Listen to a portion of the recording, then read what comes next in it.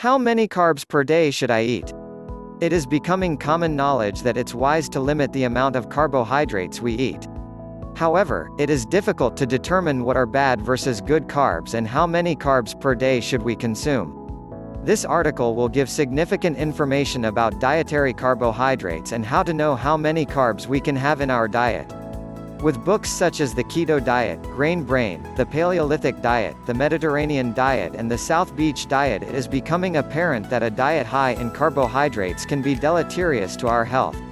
The old food pyramid that was used as a dietary suggestion consisting of very little fat, a bit more protein, and lots of carbs has been shown to have a paucity of scientific evidence and poor anecdotal evidence to convince anyone that it had much validity.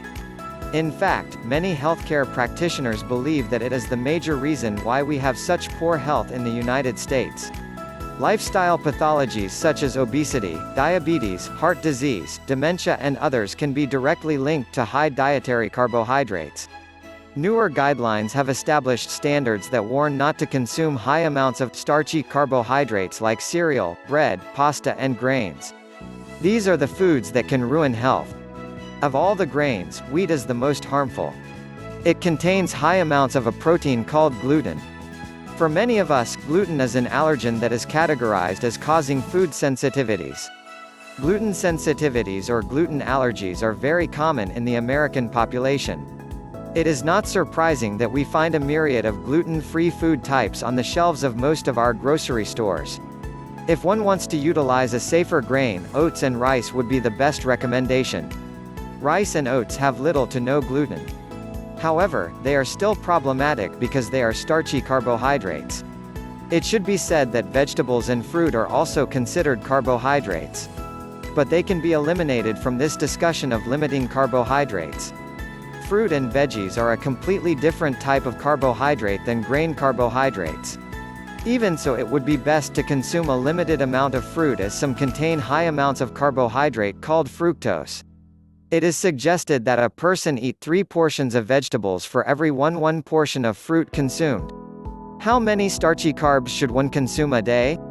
Many experts suggest approximately 100 to 200 grams per day.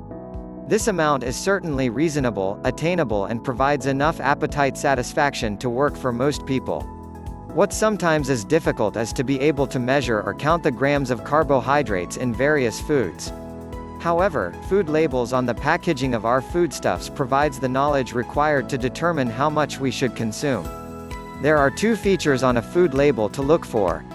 The first is the serving size. The second is the total carbohydrates. As an example, let's say you wanted to eat a food bar.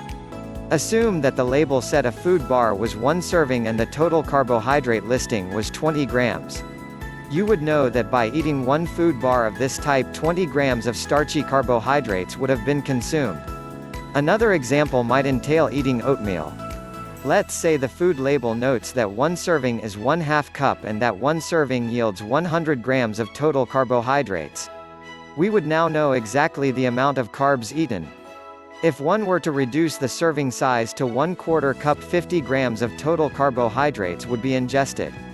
By using food labels, it is very easy to determine the amount of carbohydrates per day a person takes in.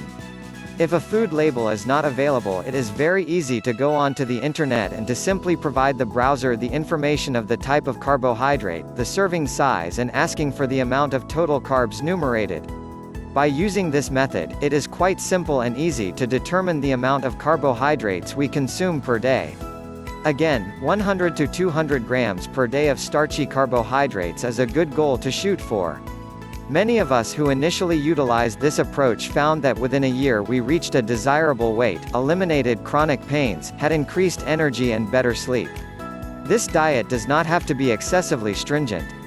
Most people who do not have serious metabolic diseases could certainly afford to have a cheat day or 2 each week when they could exceed the 100 to 200 grams of starchy carbohydrates and have some sweets.